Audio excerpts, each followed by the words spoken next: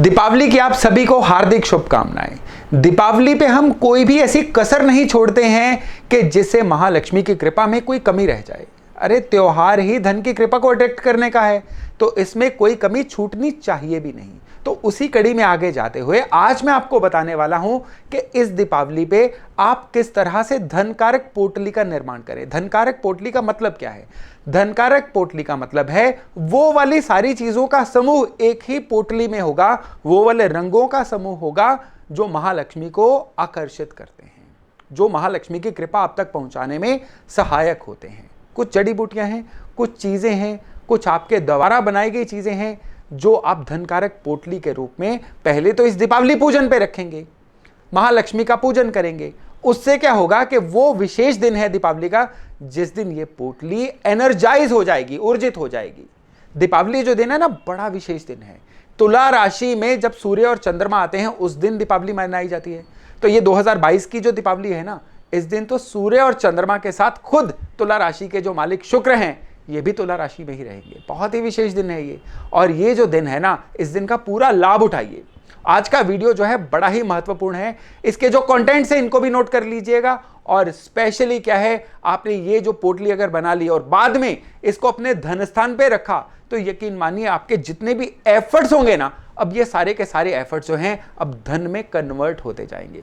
बिना कोशिश के धन नहीं आएगा। किसी चमत्कार की आशा मत करिएगा, लेकिन कम से कम आप जितना एफर्ट करो उसका रिजल्ट तो आए। उसके लिए ये जो धनकारक पोटली है ना, आपके लिए सुपर टूल का काम करने वाली है। नमस्कार, मेरा नाम है योगेश शर्मा। स्वागत है आपका happy life with Yogesh Sharma में। और दोस्तों, आगे बढ़ने से पहले विनम्र निवेदन कि अगर अभी तक आपने अपने इस चैनल को सब्सक्राइब नहीं किया है तो कृपया सब्सक्राइब जरूर करिएगा और बेल बटन दबाना न भूलिएगा। तो इस दीपावली पे जो धनकारक पोटली के लिए आपको सामान चाहिए ना, वो नोट करिए। सबसे पहले आपको चाहिए काली हल्दी, इसके 11 पीस।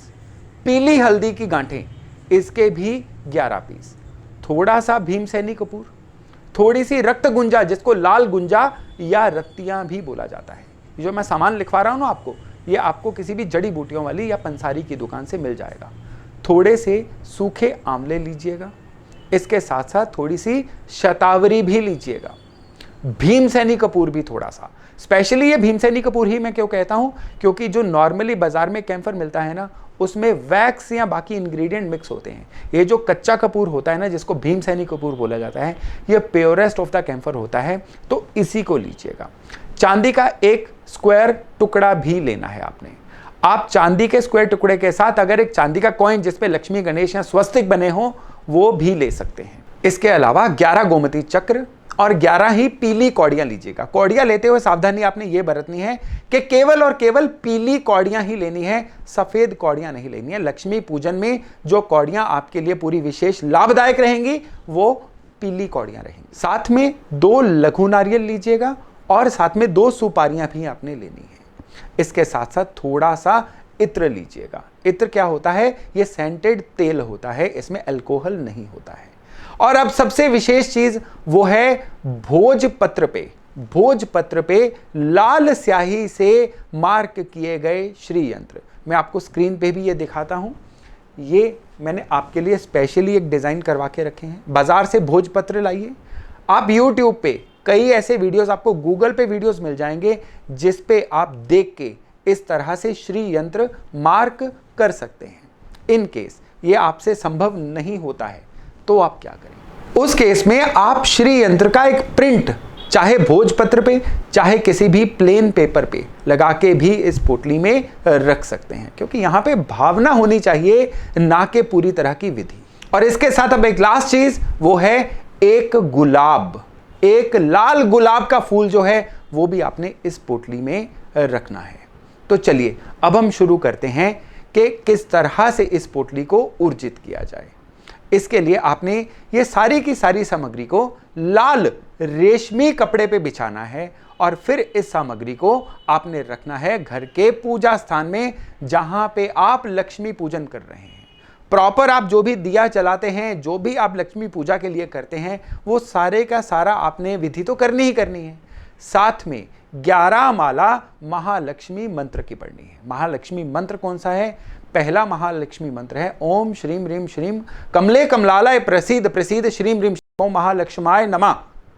इस मंत्र की 11 माला, यानी एक माला में 108 बार, और इसको 11 माला अपने लक्ष्मी पूजन में पढ़ना है, जब ये सामान सारे का सारा आपके पूजा स्थान पे पड़ा हो।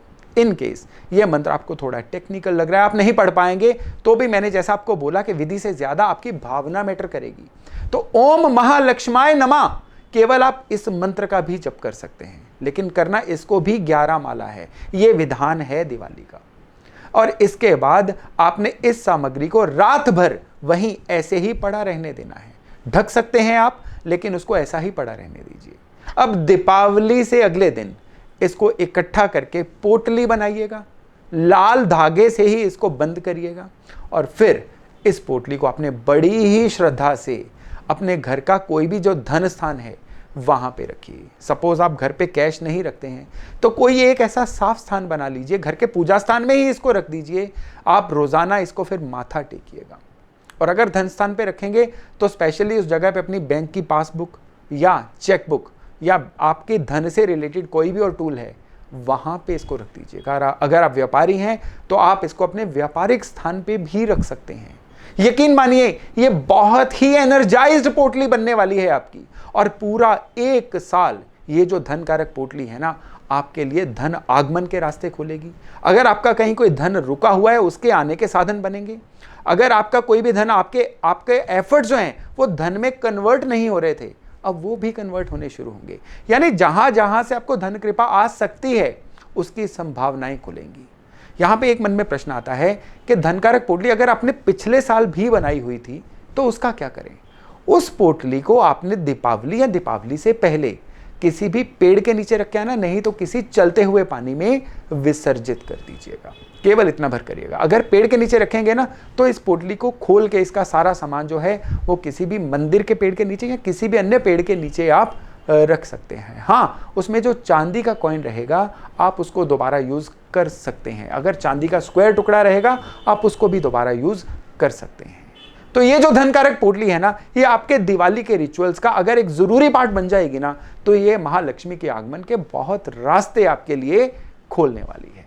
तो दोस्तों, ये था मेरा एक छोटा सा प्रयास महालक्ष्मी की कृपा कैसे पाएं उस संदर्भ में। तो मैं अगले वीडियो में आपसे मिल रहा हूं। इस दीपावली पे आप अपनी राशि के अनुसार क्या क्या करें जिससे महालक्ष्मी के आगमन के सारे रास्ते आपके लिए खुले। तो मिलते हैं अगले वीडियो में बहुत जल्द। अपना खूब ध्यान रखिएगा। नमस्ते।